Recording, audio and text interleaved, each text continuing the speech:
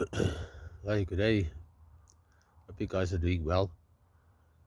I was sitting and meditating now, and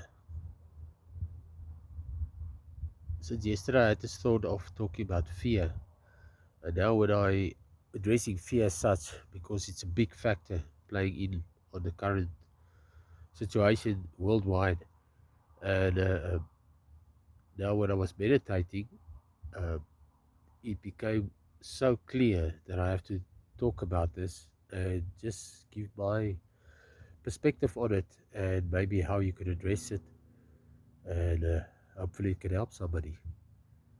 So yeah, as I've talked earlier, and I've mentioned it before, that I've dealt with this kind of thing many times in my life until it basically flattened just about any and all buttons that I had on fear. I'm not saying I'm completely fearless, uh, but fear is, yeah, it's quite far removed from my current state. It's not. I don't feel it. Um, so what happened was, when I was going through about 12 years ago, I started getting asthma and stuff. Was always very healthy. Played sports at the highest level. Uh, did very good with it, and but then I started getting sick about 12 years ago with asthma. At the time, I wasn't sure what it was. So then about 6, 7 years ago, it became so bad, and things became so bad, and there's a few things that played in on it. Um, the fear got a hold of me 100%, and I started getting anxiety attacks. I couldn't sleep, and when I lie down to sleep, I got claustrophobic because of it felt like somebody was holding and crushing my lungs like that, and I couldn't sleep for an hour. Then I was up, and many nights I saw the sun coming up, and then at one stage, I've never been the one to really live in fear, not at all. I was ever since I was a little boy. I was not a scared person, not at all. So then it became very clear to me at some stage, if I don't address this in my life, this thing, it's because it started becoming so big, and I started losing.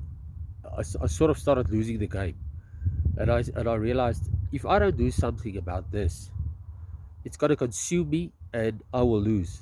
I will come second, and I will lose my life, because the more it consumed me, the worse the asthma became. And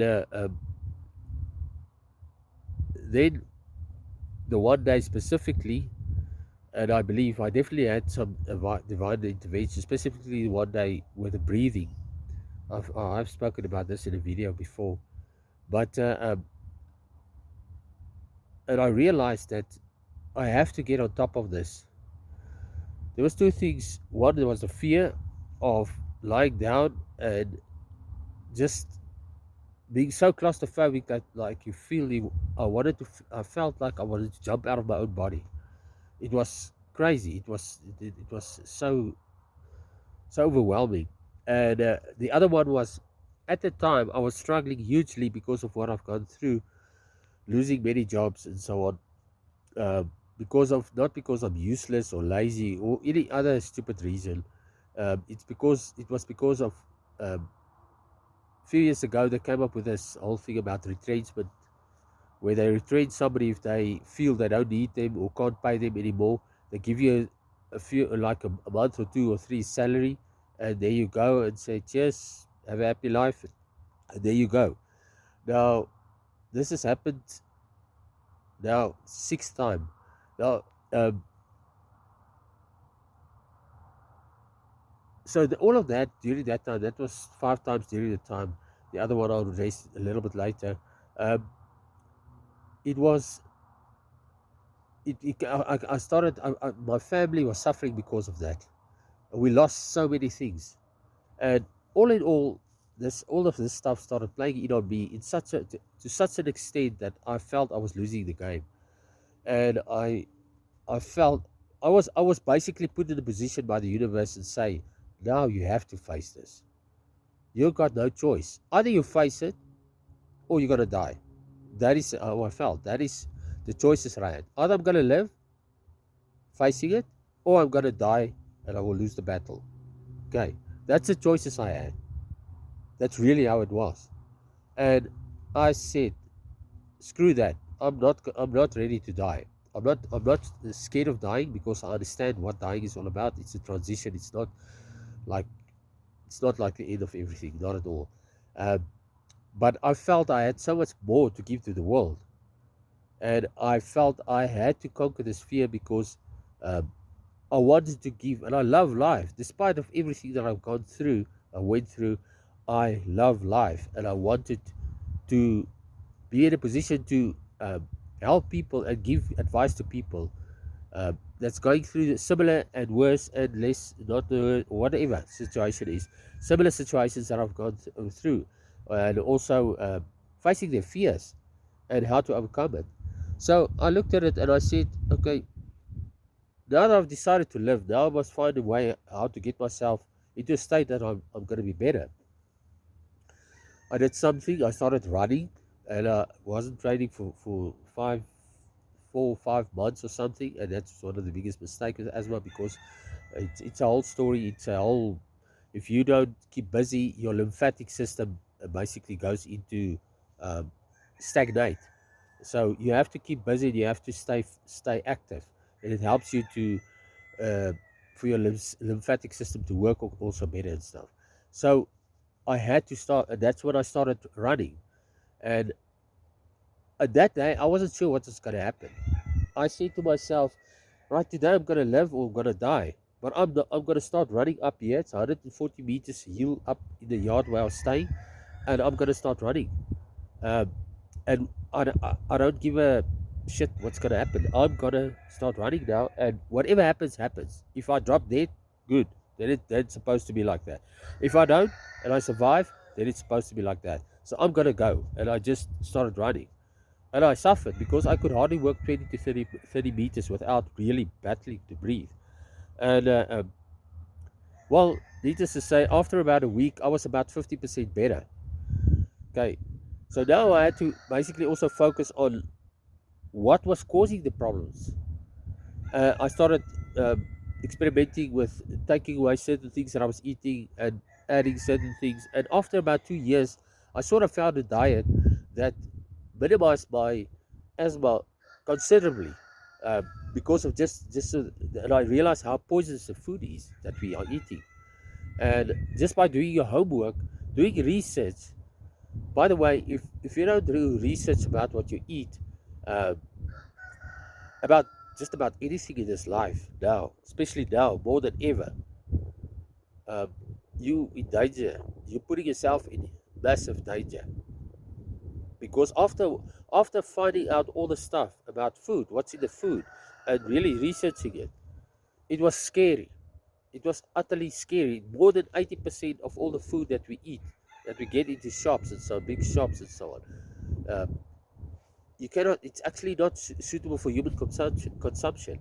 It's pure poison, and that's why we are sitting with all these problems, despite the fact that we are being under attack uh, via media and all sorts of things, with fear, constantly blasting us with fear, and so much so that years ago I stopped watching TV. I've got so far now lately that I don't even put my radio on. I don't listen to anything. Um, I Google something if I need to, or go on a search engine and find some things, and that's what I watch, and that's it. Other than that, I meditate and so on. It's about um, cleaning your space up, um, because you have to look out for yourself. Um, you have to make yourself knowledgeable, and the more knowledge you have, the more certainty you have. Knowledge is power, but with power comes responsibility. So the more knowledge you have, the more certain you become of yourself. And people cannot tell you lies because you're going to see it, see right through it. And when you get certain about things, you are certain. You live a life of certainty, if you can say it in that way. Fear becomes less and less and less in your life because you know that you are, most of the time, you are fearing. There's no real reason to fear, because fear, after all these years, I found out it's the biggest waste of energy that you can. It's a complete waste of energy. It doesn't bring you anywhere. It messes with your mind. It messes with your health. It messes with you on so many levels. You understand what I'm saying? It's a complete waste. Rather look at the situation like you would be looking at, say, you're standing in front of a house or a car, and you look at this car from side to side, up and down, started, whatever. Get knowledgeable on the thing. You understand what I'm saying? When you have that knowledge, it empowers you. That is really very, very important ingredient to basically today to survive in this life of complete madness. This, yeah, there's no real words to describe what's going on at the current rate. And I want to go into that because, yeah, I think it's going to go off the topic. But the most important thing is you have to face your fears. And fears are like shadows. You walk in the dark, okay, and it's very dark. Here where I stay, there's no lights around as such. Um, it's mostly very dark.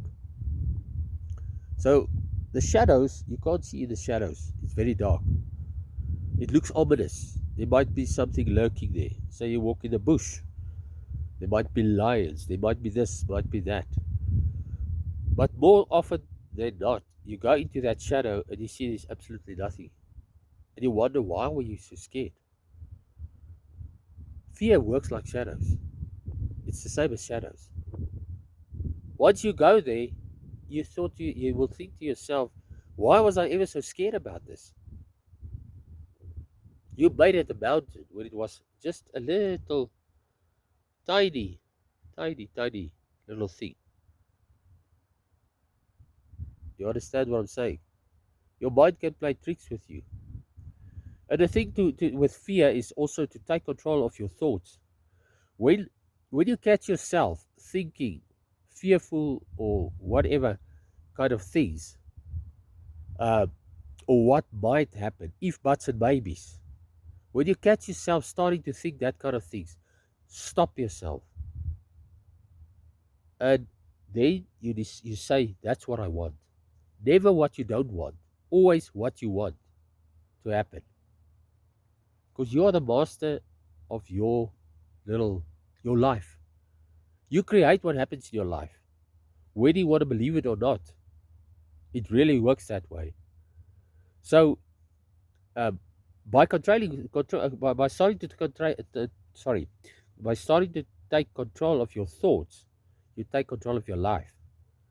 And very soon, if you keep on doing that stuff, stopping yourself, if you think about negative stuff or things that might happen, scary things, and all that, you stop yourself.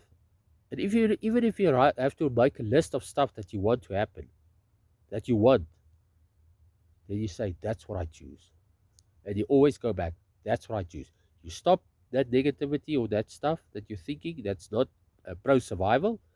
You say, that's what I want. You keep putting your thoughts, you keep taking control of your thoughts by deciding what you want and not what you don't want.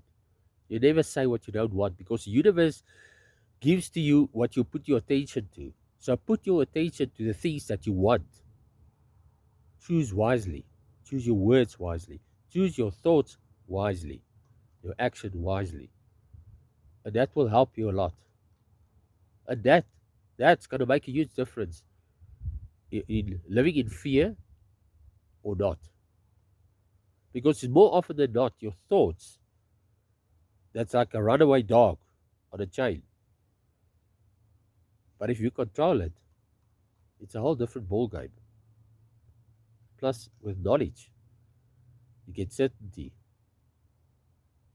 and fears dissipate. It goes away. You understand what I'm saying? That's how you control that stuff. It's not difficult.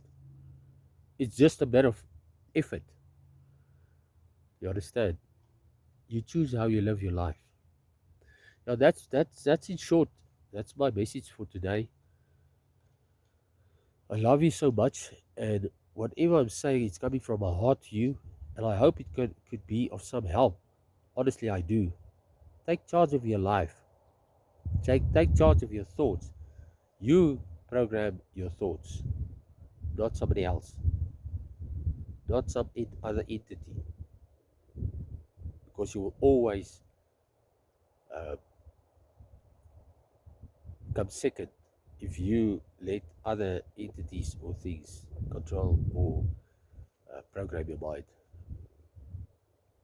That's it. Love you.